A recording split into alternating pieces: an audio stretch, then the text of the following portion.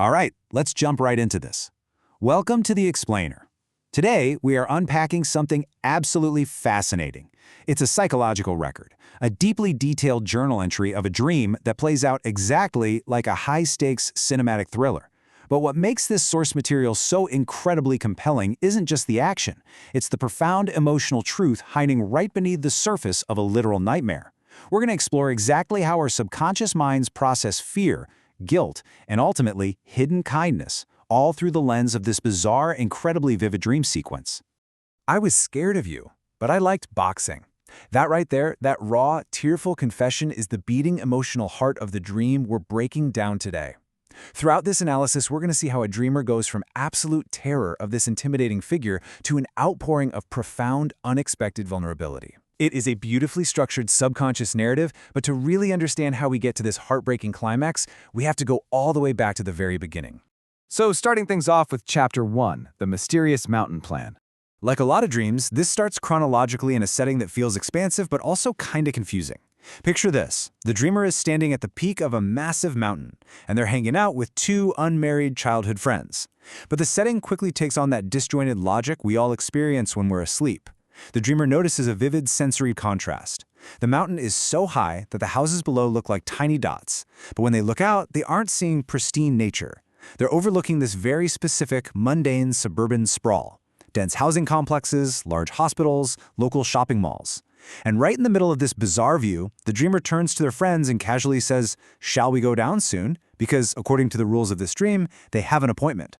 Now, the absolute key to understanding this dream is recognizing the two worlds colliding here. In the dream logic, they're just casually heading to a boxing gym after hanging out, but the dreamer's real-world past is bleeding heavily into the narrative. In reality, the dreamer actually used to attend this exact boxing gym. It was physically grueling, sure, but more importantly, the dreamer was absolutely terrified of the gym's chairman. So terrified, in fact, that they had practically ghosted the gym in real life, disappearing for months at a time, only to return way later driven by this intense guilt just to pay off their missed dues in a big lump sum. And that real-world guilt totally hijacks the dream, which brings us to Chapter 2, Lies and Tension at the Izakaya. The childhood friends casually mention wanting to tour the boxing gym, but the dreamer is paralyzed. The thought of facing the scary chairman after ghosting him? No way. So the setting suddenly shifts to an old traditional Japanese pub, an izakaya. And here, fueled by alcohol, they come up with a master plan that honestly only makes sense when you're dreaming. Step 1, liquid courage. Step 2, forge elaborate fake identities, because apparently two guys just walking in to sign up for a gym is way too suspicious. Instead, they decide to masquerade as a TV documentary crew doing a tour. In a classic, bizarre dream logic detail, one friend even changes his phone wallpaper to a close-up of a hand wearing a wedding ring, while the other changes his to a fake family photo just to really sell these ridiculous backstories. And then Step 3, infiltrate the gym under the guise of this fake tour. Okay, so the psychological tension ramps up immediately. One of the friends calls the gym to set up the fake TV tour, and out of pure habit, he uses a super casual, informal tone of voice on the phone. The dreamer's heart instantly starts pounding out of their chest. They know the chairman's fierce temperament. So the dreamer starts making these frantic, silent gestures, basically begging their friend to use formal, respectful language. But bizarrely, the dreamer also simultaneously experiences this weird, omnipresent dream vision. They can literally see the chairman on the other end of the line, happily boasting to his gym members that a TV film crew is coming. It's this wild, surreal mix of intense claustrophobic panic and temporary relief. Which brings us right into Chapter 3, Discovery and the Vintage Car. The friends head inside the gym to execute the fake interview. The dreamer, still totally terrified of being spotted, stays outside and decides to hide in the back seat of a stranger's car parked across the street, just waiting for the all-clear. But suddenly, the pacing of the dream hits fast forward. The elaborate lie completely falls apart. The chairman had briefly run next door to grab contract paperwork for this TV crew, and he returns way faster than expected. He spots the dreamer hiding in the stranger's car, and the illusion shatters instantly. The chairman connects the dots.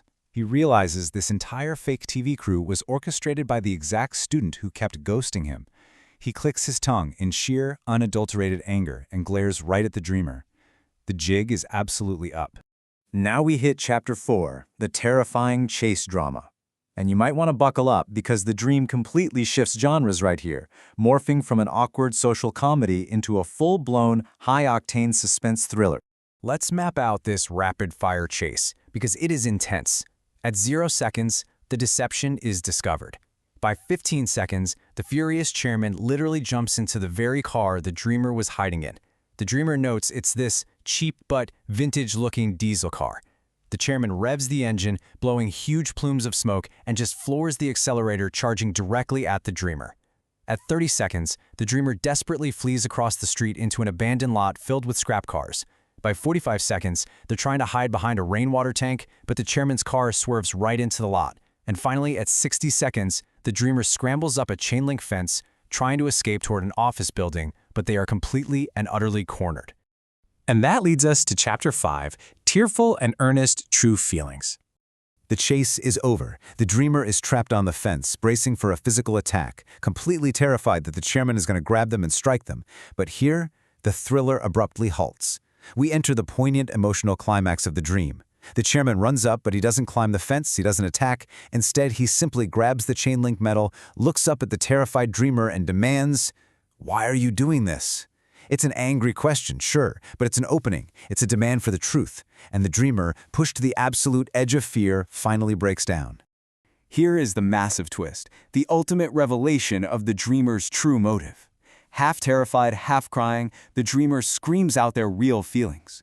They admit they were terrified of the chairman. They admit to running away. But then they yell, "I liked boxing, and if I quit, your income drops by one person. I brought my friends here so they would join and lessen your financial burden. Can't you understand that?" The entire absurd, deceptive heist? It wasn't a prank at all. It was this fiercely loyal, incredibly misguided attempt to protect the chairman's livelihood. It is just this incredible moment of raw vulnerability. The source material describes the chairman's reaction so vividly. His anger completely vanishes. His face softens in profound shock, his expression literally vibrating with deep emotion. He looks at the dreamer and says, You were thinking that about me?" The tension just dissolves, revealing a profound, unspoken bond of mutual care that had been hiding beneath layers and layers of intimidation and fear.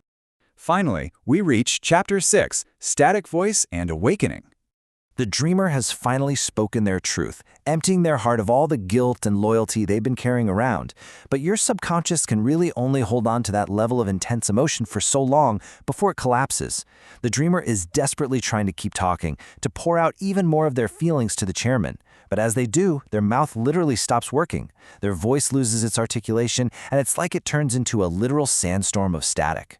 As the emotional weight peaks, the audio of the dream dissolves into white noise, and the sheer physical intensity of the emotion forces the dreamer awake, leaving them back in reality with a racing heart, completely unable to speak.